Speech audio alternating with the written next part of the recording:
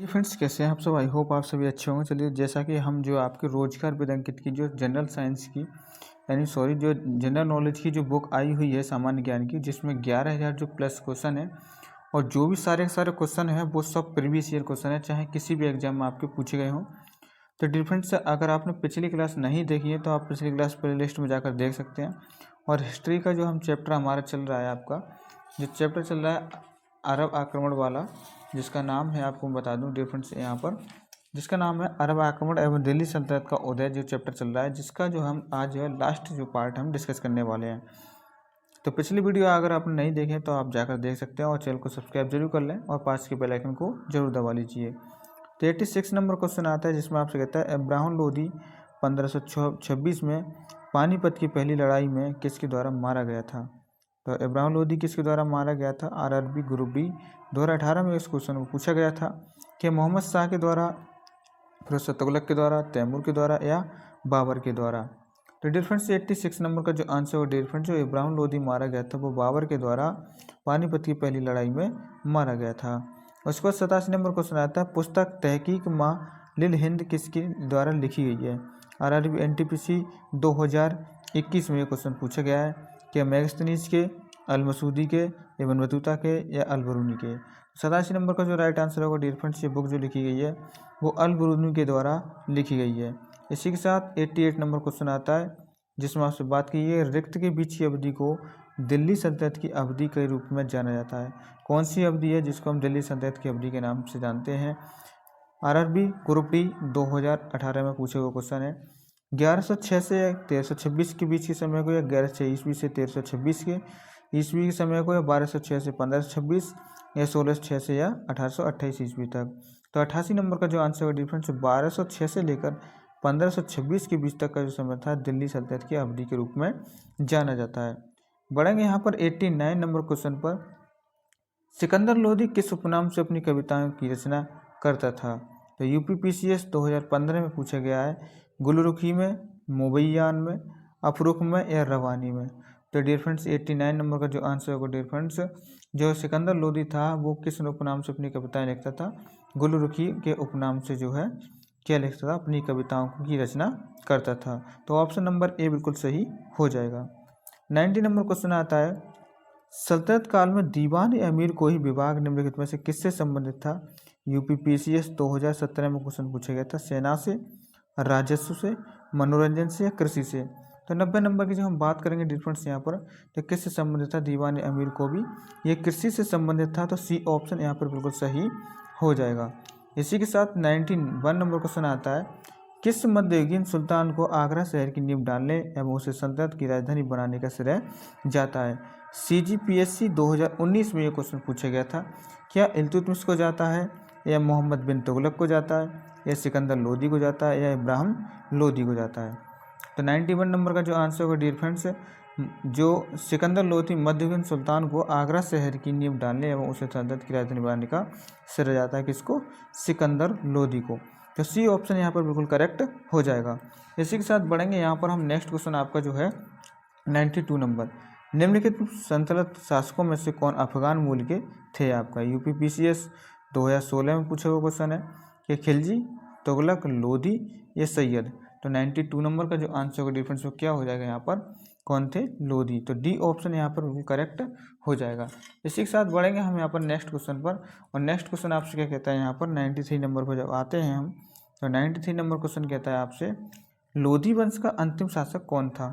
SSC MTS 2021 में ये question पूछा गया था कि इब्राहिम लोदी था, सिकंदर लोदी था, बरबक शाही था या बहलोल लोदी था। तो 93 का जो आंसर का डिफरेंस, जो इब्राहिम लोदी था आपका, वो अंतिम शासक आपका हुआ था लोदी वंश का। तो राइट आंसर यहाँ पर ए ऑप्शन बिल्कुल सही हो जाएगा। 94 नंबर आता है, नई फारसी काव्य शैली सबक ए हिंदी या हिंदुस्तानी शैली के जन्मदाता थे। NCERT बेस्ड क्वेश्चन है कि कुतुबी, अमीर खुसरो, इब्न बतूता या अफीफ।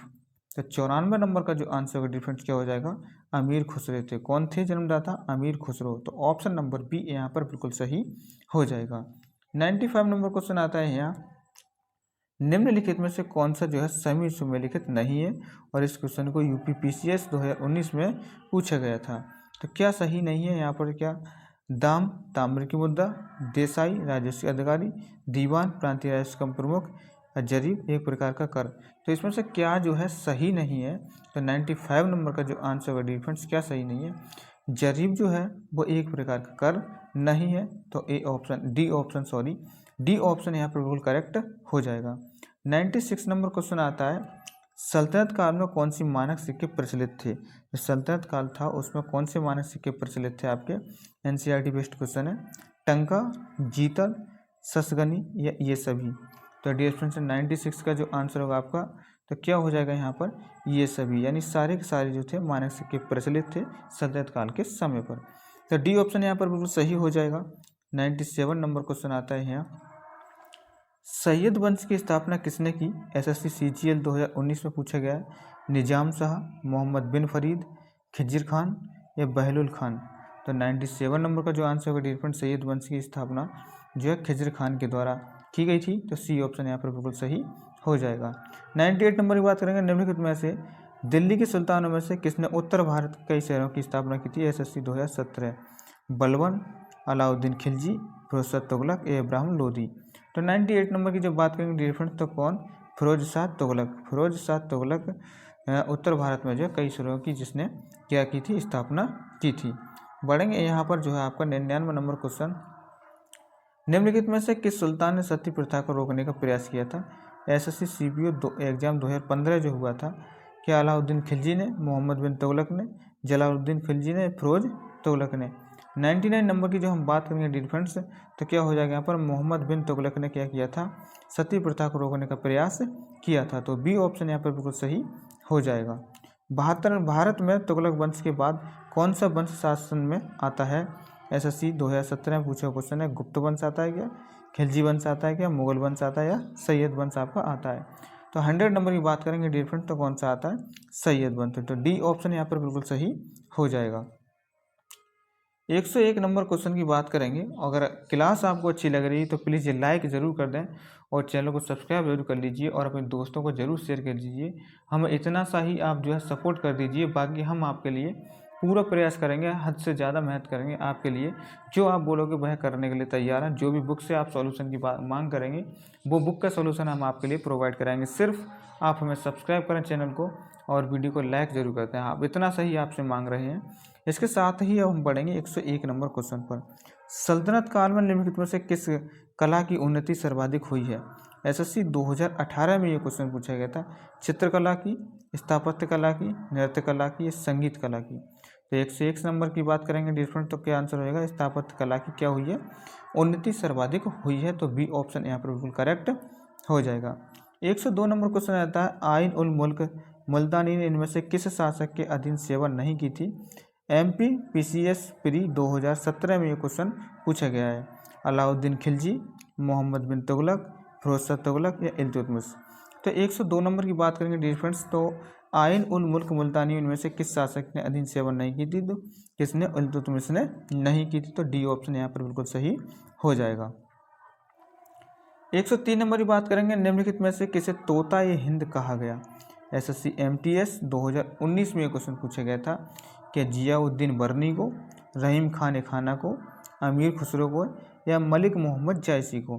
तो 103 नंबर का जो आंसर होगा डियर फ्रेंड्स, जो तोता ये हिंद हमने कहा वो किसको कहा जाता था, अमीर खुसरो को कहा गया था। तो सी ऑप्शन यहाँ पर बिल्कुल सही हो जाएगा। इसी के साथ 104 नंबर क्वेश्चन आता है, टोपरा और मेरठ से 2 अशोक स्तंभ लेख दिल्ली किसके द्वारा लाए गए थे। NCERT बेस्ड क्वेश्चन है। क्या अलाउद्दीन खिलजी के द्वारा या फिरोज शाह तुगलक के द्वारा या मोहम्मद गौरी के द्वारा या सिकंदर लोदी के द्वारा। तो 104 नंबर का जो आंसर का डिफरेंस क्या हो जाएगा, फिरोज शाह तुगलक के द्वारा जो है टोपरा से और मेरठ से 2 अशोक स्तंभ जो है लेख जो है दिल्ली किसके द्वारा लाए गए थे, फिरोज शाह तुगलक के द्वारा लाए गए थे। तो यहाँ बी ऑप्शन यहाँ पर बिल्कुल सही हो जाएगा। 105 नंबर क्वेश्चन आता है, सल्तनत काल में अमीरों का स्वर्णकाल कहा जाता है। NCERT बेस्ड क्वेश्चन है। क्या ममलूक काल को, सैयद काल को, लोधी काल को या तुगलक काल को। तो 105 नंबर की हम जब बात करेंगे डियर फ्रेंड्स, तो क्या हो जाएगा यहाँ पर, लोधी काल को हम क्या कहते हैं, एक तरीके से अमीरों का स्वर्णकाल कहते हैं। चलिए बढ़ेंगे यहाँ पर नेक्स्ट क्वेश्चन पर। 106 नंबर क्वेश्चन आता है, निम्नलिखित में से कौन फारसी का प्रथम कवि था जिसने अपनी कविता में भारतीय पर्यावरण को चित्रित किया था? यूपीपीसीएस 2017 में ये क्वेश्चन पूछा गया था। अमीर खुसरो या अमीर हसन फैजी या अब तालिब कलीम? तो 106 नंबर का जो आंसर डिफरेंस क्या हो जाएगा? अमीर Khusro is the right answer. तो यहाँ पर ए ऑप्शन बिल्कुल सही हो जाएगा। 107 नंबर है कि तैमूर ने किस वर्ष भारत पर आक्रमण किया था? एनसीईआरटी बेस्ड क्वेश्चन है। 1209 में किया था क्या, या 1398 में, या 1526 में, या 1576 में? तो 107 नंबर का जो आंसर डिफरेंस 1398 में तैमूर ने जो है भारत पर आक्रमण किया था। तो बी ऑप्शन यहाँ पर बिल्कुल सही हो जाएगा। 108 नंबर आता है, निम्नलिखित में से कौन सा यात्रा व्रत मोहम्मद बिन तुगलक के शासनकाल के बारे में गहरी जानकारी प्रदान करता है? एनडीए 2017 में क्वेश्चन पूछा गया था। इब्न बतूता का रेहला या फ्रैंकोइस बर्नियर का travels in the Mughal empire या निकोलाउ माउची का स्टोरी डू मोगोल या टेबरनियर का जो है ट्रेवलर्स इन इंडिया? तो कौन सा यहाँ पर जो है गहरी जानकारी हमें प्रदान करता है? किसके शासनकाल की? मोहम्मद बिन तुगलक के शासनकाल की। तो 108 नंबर का जो आंसर है डिफरेंस वो इब्न बतूता का रेहला जो है वो हमें इसकी जानकारी देता है। तो ए ऑप्शन यहाँ पर बिल्कुल सही हो जाएगा। 109 नंबर की बात करेंगे, निम्नलिखित कथनों पर विचार कीजिए। CDS 2017 में पूछा गया है। तुगलकाबाद या लोधी बाग में बड़ा गुंबद, कुतुब मीनार या फतेहपुर सीकरी? तो यहाँ पर जो कौन सा युग्म जो है आपका सही क्रम में लगा हुआ है? तो 109 नंबर की जब बात करेंगे तो यहाँ पर 3 1 2 4 जो है बिल्कुल सही क्रम आपका बनेगा। तो ऑप्शन नंबर बी बिल्कुल सही हो जाएगा। 110 नंबर क्वेश्चन आता है, किस सम्राट ने अपनी राजधानी दिल्ली से दौलताबाद स्थानांतरण की थी? SSC MTS 2021 में क्वेश्चन पूछा गया था कि फिरोज शाह तुगलक, अलाउद्दीन या आपका मोहम्मद बिन तुगलक या मोहम्मद गौरी? तो 110 नंबर का जो आंसर डिफरेंस क्या हो जाएगा यहाँ पर? जो मोहम्मद बिन तुगलक था आपका क्या था? दिल्ली राजधानी जो है दिल्ली से दौलताबाद स्थानांतरण की थी इसने अपनी राजधानी। तो सी ऑप्शन यहाँ पर बिल्कुल सही हो जाएगा। 11 नंबर क्वेश्चन आता है, तोल की सबसे छोटी इकाई कौन सी थी? एनसीईआरटी बेस्ड क्वेश्चन है कि मासा थी, द्रोण थी, तोला थी या रत्ती थी? तो 111 नंबर की जब हम बात करेंगे डिफरेंस, तो सबसे छोटी इकाई थी वो थी रत्ती। तो सी ऑप्शन यहाँ पर बिल्कुल करेक्ट हो जाएगा। बढ़ते हैं 112 नंबर क्वेश्चन पर, काकतीय राजवंश का अंत निम्नलिखित में से किसके द्वारा किया गया था? आरआरबी एनटीपीसी 2021 में ये क्वेश्चन पूछा गया था। गुप्त वंशजों के द्वारा, चालुक्यों के द्वारा, चोलों के द्वारा या दिल्ली सल्तनत के द्वारा? तो 112 नंबर का जो आंसर है डिफरेंस, जो काकतीय वंश राजवंश का अंत किया था वो दिल्ली सल्तनत ने किया था। तो डी ऑप्शन यहाँ पर बिल्कुल करेक्ट हो जाएगा। 113 नंबर क्वेश्चन आता है, निम्नलिखित में से कौन गुलरुखी के उपनाम से कविताएं लिखा करता था? यूपीपीसीएस 2015 में पूछा हुआ क्वेश्चन है कि इब्न बतूता या जियाउद्दीन बर्नी, या फिर बात करें यहाँ पर शमसेर राज सफी या सिकंदर लोदी? तो 114 नंबर का जो आंसर होगा डिफरेंस वो क्या हो जाएगा यहाँ पर? अभी मैंने बताया था इस क्वेश्चन को, जियाउद्दीन जो बर्नी था वो अपनी जो गुलरुखी के उपनाम से अपनी कविताओं को लिखता था। तो बी ऑप्शन यहाँ पर बिल्कुल सही हो जाएगा। 114 नंबर क्वेश्चन आता है यहाँ, जौनपुर राज्य का अंतिम शासक कौन था? यूपीएससी 2017 में पूछा हुआ क्वेश्चन है, क्या मोहम्मद शाह था, हुसैन शाह था, मुबारक शाह था या इब्राहिम शाह था? तो 114 नंबर की जब हम बात करेंगे डिफरेंस तो क्या हो जाएगा? जो हुसैन शाह था आपका वो जौनपुर राज्य का अंतिम शासक था। तो बी ऑप्शन यहाँ पर बिल्कुल सही हो जाएगा। नहर निर्माण करने वाला दिल्ली का प्रथम सुल्तान कौन था? एनसीईआरटी बेस्ड क्वेश्चन है कि फिरोज शाह तुगलक था, बलबन था, ऐबक था या गयासुद्दीन तुगलक था? तो 115 नंबर की जब बात करेंगे डिफरेंस, जो गयासुद्दीन तुगलक था आपका नहर निर्माण करने वाला दिल्ली का प्रथम सुल्तान था। दिल्ली का प्रथम सुल्तान था कौन? गयासुद्दीन तुगलक, जिसने नहर निर्माण करने का सबसे पहले नंबर पर आता है। इसी के साथ करेंगे यहाँ पर 16 नंबर क्वेश्चन की 116, दिल्ली सल्तनत की दरबारी भाषा कौन सी थी? एनसीईआरटी बेस्ड क्वेश्चन है, क्या हिंदी थी, उर्दू थी, अरबी थी या फारसी थी? तो 116 नंबर की जब बात करेंगे डिफरेंस यहाँ पर, तो सी ऑप्शन यहाँ पर बिल्कुल सही हो जाएगा, फारसी थी आपकी। 117 नंबर की बात करेंगे क्वेश्चन की, दिल्ली के किस सुल्तान को इतिहासकारों ने विरोधों का मिश्रण बताया? एनसीईआरटी बेस्ड क्वेश्चन है, रजिया सुल्तान को या मोहम्मद बिन तुगलक को, इब्राहिम लोदी को या अलाउद्दीन खिलजी को? तो 117 नंबर का जो आंसर डिफरेंस किसको? मोहम्मद बिन तुगलक को विरोधों का मिश्रण बताया था। तो बी ऑप्शन यहाँ पर बिल्कुल सही हो जाएगा। 118 नंबर क्वेश्चन आता है, इनाम भूमि किसे दी जाती थी? एनसीईआरटी बेस्ड क्वेश्चन है, राजस्व संग्राहक को या मनसदवाद को या कुलीन व्यक्तियों को या धार्मिक या विद्वान व्यक्तियों को। 118 नंबर की जब बात करेंगे डिफरेंट, जो इनाम की भूमि हुआ करती थी वो धार्मिक एवं विद्वान व्यक्तियों को दे दी जाती थी। अब बात करेंगे यहाँ से 119 नंबर क्वेश्चन आता है, पंजाब में हिंदू शाही राजवंश को किसने स्थापित किया था। तो यहाँ पर एनसीईआरटी बेस्ड है कि कल्लर ने, बसुमित्र ने, महिपाल ने या जयपाल ने।